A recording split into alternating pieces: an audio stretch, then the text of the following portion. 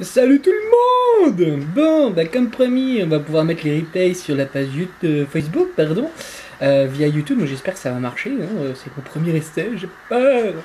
Donc pour ce premier essai, nous avons bien entendu le premier match du Wolf Tournament qui oppose donc le Riard en Terran à notre ami Florian Amollard en Protoss, l'éternel Protoss.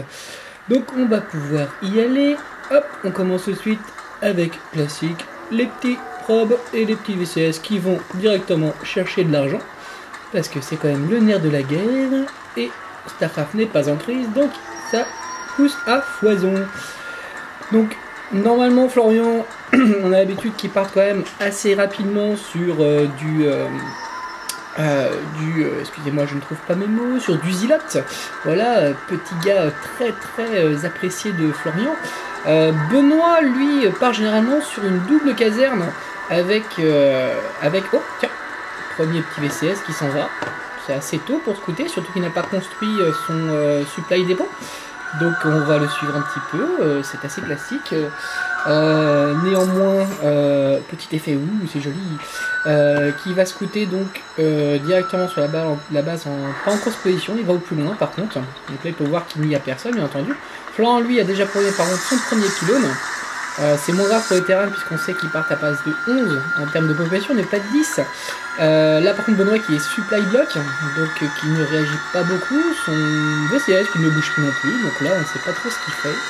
On va aller voir les productions, voilà ça y est, le premier supply qui est en construction ici pour voler au niveau de la choke. Florian lui a déjà commencé son portail et lance directement une poussée sur la construction des probes. Benoît continue son scouting, Florian l'a commencé également juste après avoir lancé son pylône. Et donc a été vaillant. Hop, les deux petits qui se disent bonjour, coucou, mais ils ne se sont pas vus réellement. Ici, on n'a pas non plus de base. Florian va aller voir la deuxième bien entendu. La première caserne qui est en construction de la part de Benoît. On voit que Florian lui a commencé donc un portail qui est bientôt fini. Également un autre pylône juste ici pour pas être supply block. Benoît qui a un petit peu de retard dès le départ au niveau de sa caserne, hein, parce que Florian va pouvoir commencer son premier Zilot. Il lance également donc les deux super électriques pour pouvoir faire très rapidement des stalkers et également des sentinelles. Le petit probe qui continue à chercher tranquillement. Florian qui a dû lancer en fait, voilà, on voit hop un chemin automatique jusqu'à temps repérer la base. Benoît qui a vu qu'il n'y a personne pardon, dans les trois premières bases, donc il se doute que Florian est de ce côté là. Par contre il n'a pas été de voir, donc ça c'est peut-être une petite erreur, parce que du coup il ne sait pas du coup sur quoi part Florian en termes de stratégie. On continue à regarder. Le probe qui a réussi à rentrer par ce petit espace juste ici laissé par Benoît, donc un mauvais wall. Et là Florian qui va commencer à regarder tout ce que fait Benoît. Benoît qui a fait sa première caserne mais qui ne produit pas de marines, donc c'est dommage, qu'il aurait pu intercepter très rapidement du coup ce probe, qui lance directement en fait une deuxième caserne, ainsi que le centre technique pour les améliorations. Donc Florian a tout le temps de voir exactement ce qui se passe, il a le temps de voir qu'il y a un premier marine en construction maintenant. Florian qui a déjà son premier Zilot et un premier stalker en préparation. Également la porte de transfert bien entendu qui est en cours de recherche. Le premier, voilà, le probe qui se bat toujours, il fait sa petite marche. Alors faut savoir, voilà, il a été enfin détruit, il faut savoir que c'est très long puisque les VCS et les probes ont exactement la même vitesse. Donc s'il est devant vous, avant de le rattraper, vous pouvez l'avoir quand il fait demi-tour, c'est-à-dire quand il a un temps d'arrêt et qu'il revient en arrière. Donc ça ne sert pas à grand chose de le poursuivre généralement, il faut essayer de le bloquer soit justement avec des marines qui ont été faits généralement en premier temps et non pas une deuxième caserne, avec un laboratoire technique d'ailleurs qui est construit ici. Une recherche, non, pas de recherche, bon. Alors que Benoît a quand même pas mal d'argent en termes de minerais. Il ne produit pas beaucoup de gaz puisqu'il vient juste de faire son deuxième. Florian lui construit le deuxième et a lancé alors là 3 portails donc pour avoir un 4 gate. Donc autant dire que là, ça va commencer à sortir du stalker très rapidement. Benoît qui continue à produire des petites unités avec le maraudeur. Par contre, en Protoss contre un Protoss, le maraudeur sans la recherche d'obus incapacitant, c'est très compliqué. L'obus incapacitant permet justement de ralentir les unités, surtout contre les Zilotes. Pas de recherche non plus en amélioration, donc là, bon, on sait pas trop exactement. Benoît qui ne lance pas de mule non plus pour essayer de récupérer son retard par rapport à l'économie. Bon. Une usine également qui commence à être construite, alors qu'on aurait pu s'attendre plutôt à une recherche, encore une fois, hein, parce que c'est très important pour les marines, surtout en début de partie. Florian qui commence tranquillement à produire au niveau de ses unités avec une sentinelle ici, 2 sentinelles. Là en termes d'unités on en a combien? On a 2 ilotes, 2 stalkers, 2 sentinelles, donc voilà le petit trio. En face on a 3 maraudeurs et 3 marines, donc autant dire que si les 3 là déjà arrivent directement dans la base, je peux vous assurer que ça dure pas longtemps. Hein. La capacité surtout de puissance sur début de partie des ilotes est absolument énorme. Et si les maraudeurs n'ont pas de bien capacitants, autant dire qu'ils seront massacrés, mais en 2 coups de cuillère à peau. Donc là on continue classiquement, les 2 joueurs ne prennent pas B2, là Florian va sûrement attendre d'économiser pour pouvoir la placer. C'est dommage, un petit prop de perdu, là il aurait pu le laisser en ligne de minerai pour continuer à prendre un petit peu et puis l'emmener juste après. Le petit statioport, un début stratégie pour Benoît avec un statioport, sûrement pour faire des petits medivacs ou alors des Banshee à voir. Une armurerie pour améliorer, donc là ça sent je ne sais pas, ça sent pas grand chose. L'usine qui n'a toujours rien produit, donc il a conçu exprès rien que pour ça, ça fait cher quand même pour l'upgrade. Même pas un tourmenteur ou autre, ou alors même construire le laboratoire technique histoire de faire des chars avec le siège qui aurait pu défendre facilement ici. Il aurait fallu les poser directement sur cette partie là et dès que le passage des ennemis boum boum boum ça aurait déjà commencé à taper. Le plus 1 en attaque qui a été recherché, donc ça enfin un upgrade, toujours pas de bien capacitant ou de bouclier de combat ou de stimulant, donc c'est dommage. Ici Benoît qui donc a sorti le bivac, qui prend quelques petits gars. Donc attention quand même à ne pas trop dépouiller sa base principale, surtout que ici on peut voir que la petite armée de Florian commence tout juste à s'approcher, tout doucement, avec un pylône ici pour pouvoir warper des unités très rapidement, les emmener directement à la base. Le petit Medivac qui va s'approcher, qui va pouvoir se mettre dans la fumée normalement, non on va un peu plus loin, et attaquer. Donc là on attaque directement les moyens de production.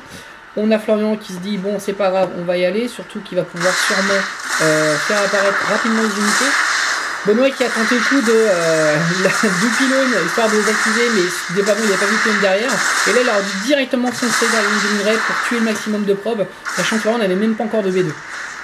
La petite armée de Florian qui est de ce côté là qui ne bouge pas pour le moment, qui regarde plutôt, qui se concentre sur la défense de sa base.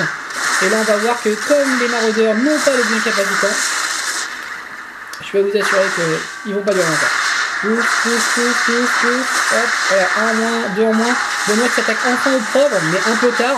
Il va envie de faire quoi? 1, 2, pas grand chose, si on regarde, unité perdue. Florian en a perdu 8, sachant qu'il avait perdu un prendre en début de partie, on ne l'a pas vu. Benoît en a perdu 4, donc la moitié, alors sachant que lui était quand même dans la ligne de mire pendant un moment. Donc autant dire que c'est vraiment pas grand chose. On va revenir à la production.